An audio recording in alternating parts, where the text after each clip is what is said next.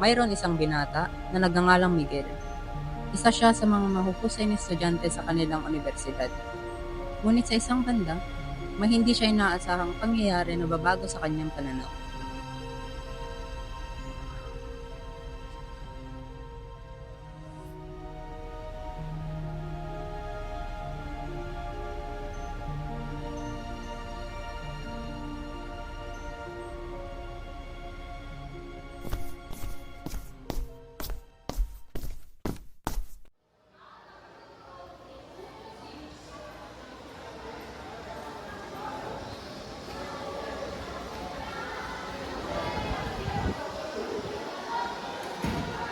Mr. Miguel, your paper is still no progress. Sir, di ko talaga makita yung punto eh. Matagal nang patay si Rizal. Anong kinalaman ni Rizal sa buhay natin ngayon? Sa tingin mo, kung nabubuhay si Rizal sa panahon natin ngayon, he still fight for the same thing? Siguro, di ko alam. Then find out, go deeper.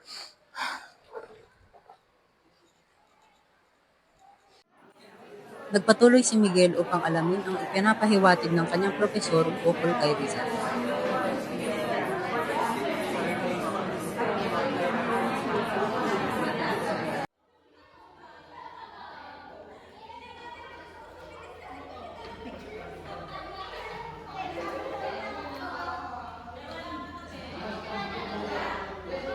Habang nag-aaral si Miguel, nakaramdam siya ng pagkaantok. At dito na magsisimula ang pangyayari na babago sa kanyang pananaw bilang isang estudyante. Basta, saan ako?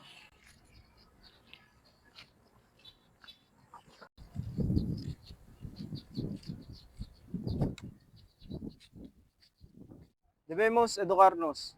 Extra y nuestra contra la opresyon. Kailangan nating matuto, makinig, mag-aral tumunawa upang maging matagumpay sa ating mga gagawin.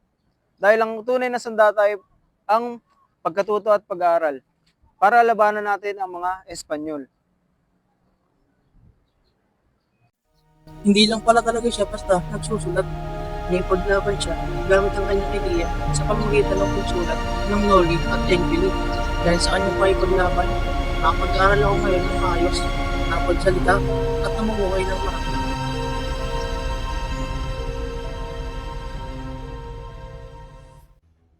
Totoo nga ang nakaraan.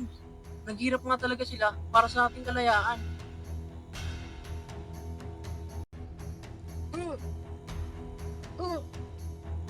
Ikaw!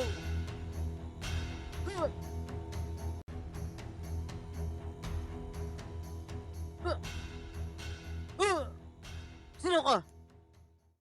Wag po! Wag po! Wag po! Wag po! Wag po! Wag po! Iisa pa rin ang laban, pero iba na ang larangan.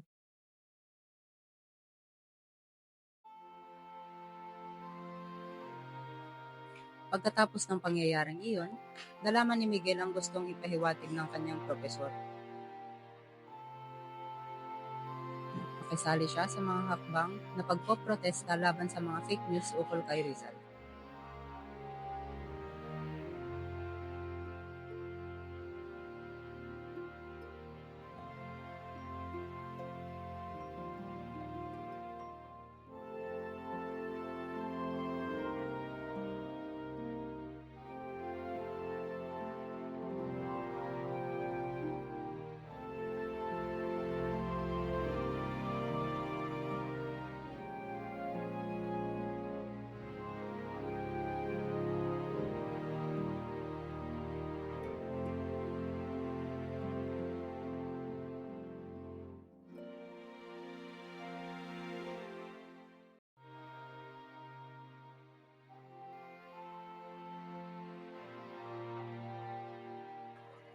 Dahil dito, natapos nila Miguel ang papel na pinapagawa ng kanilang propesor. Tutugawa na kita.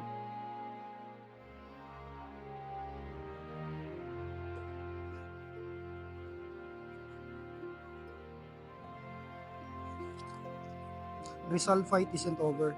It lives in those who choose truth over silence. Now, you understand.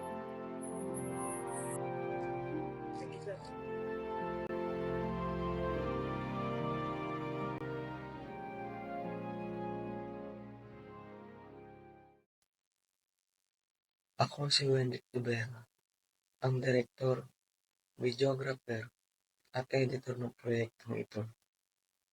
Ang pag-aaral sa buhay ni Jose Rizal ay mahalaga sa panahon natin ngayon dahil sa mga aral at inspirasyon na maaaring makuha mula sa kanyang mga karanasan at mga sinulat.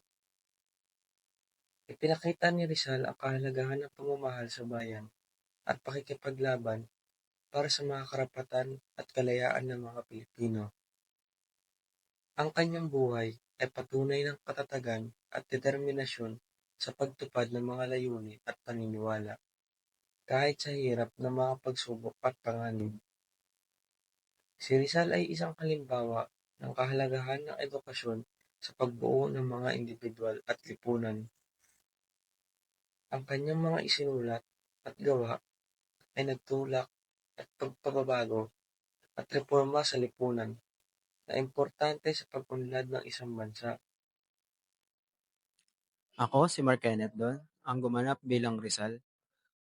Ang natutunan ko sa aming short film ay yung pagsisakripisyong ginawa ni Rizal para sa ating bayan na nagdulot sa atin ng kalayaan na hanggang sa ngayon ay tinatamasa natin na dapat ay di natin abusuhin at dapat lang ipaglaban sa mga dayuhan na nais sumakop sa ating bansa. Ako si Arya Villacorte, gumanap bilang Miguel. Noong una, ayaw na ayaw ko talaga kay Rizal. Para sa akin, tapos na ang panahon niya at wala na siyang kinalaman sa buhay natin ngayon. Pero nagbago lahat yun nang mas lalo ko siyang nakilala. Hindi siya lumaban gamit ang dahas. Gumamit siya ng talino, puso at paninindigan. Dahil sa kanya, natutunan ko ang halaga ng kalayaan, edukasyon at pagmamahal sa bayan. Ngayon, hindi na siya basta pangalan lang sa kasaysayan. Si Rizal ay inspirasyon, kaya mula ngayon, hindi ko na siya alisin sa isip at puso ko bilang Pilipino. Ako nga pala si Miko Rama na gumanap bilang propesor. Ang natutunan ko rito ay hindi lamang pagbabalik tanaw at pag-alala sa mga karanasan ni Rizal para sa kanyang adhikain, yun ay ang ating kalayaan na tinatamasa natin magpahanggang sa kasalukuyan. Pero bago makamit natin ang ating kalayaan, maraming mga Pilipino muna ang nabuwis ng kanilang sariling buhay. At isa na riyan ang ating pambansang bayani na si Dr. Jose Rizal. Kaya marapat lamang natin itong pahalagahan at isabuhay ang mga aral na ating natutunan mula sa kanya. Yun ay ang pagiging makabayan at makatao. Ako si John Lloyd Tagaw Visorio, isa sa mga side characters ng aming pelikula. Para sa akin, para kay Rizal, ang edukasyon ang susi sa kalayaan at pag-unlad. Pinaglaban niyang karapatan ng mga Pilipino na magkaroon ng quality education kasi alam niyang dito magsisimula ang tunay na pagbabago.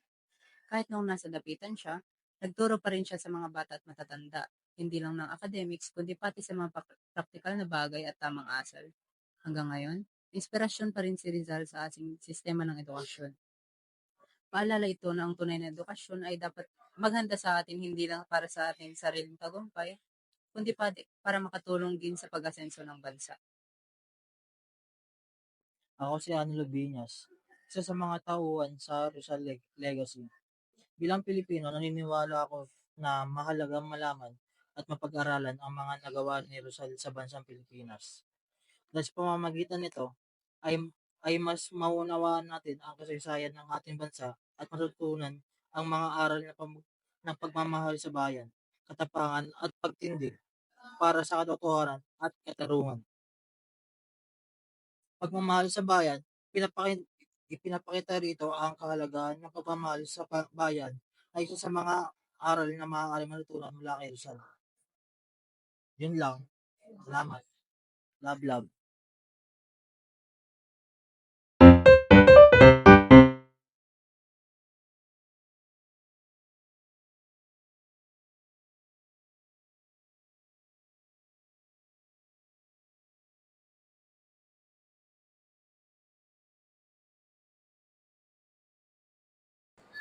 Game na?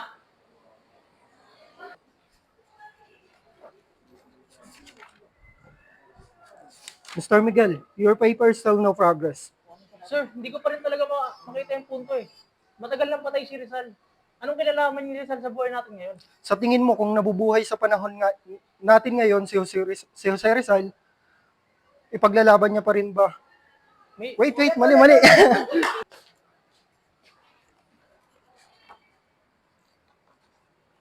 Mr. Miguel, your paper is still no progress. Sir, hindi ko pa talaga makita yung punto eh. Matagal nang patay si Rizal. Pero di ko pa rin nakikita kung bakit. Tangina na, wala na rin ako.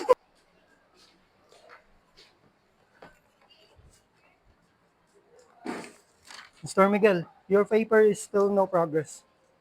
Sir, hindi ko talaga makita yung punto eh. Matagal nang patay si Rizal. Sa Ano tingin mo kaya- kung nabubuhay ngayon si Rizal, he still fight for the same thing? Siguro. Then find out, go deeper.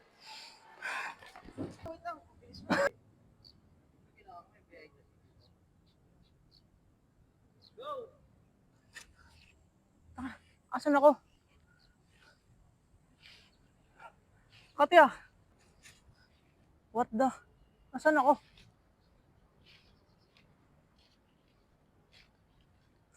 Debemos educarnos.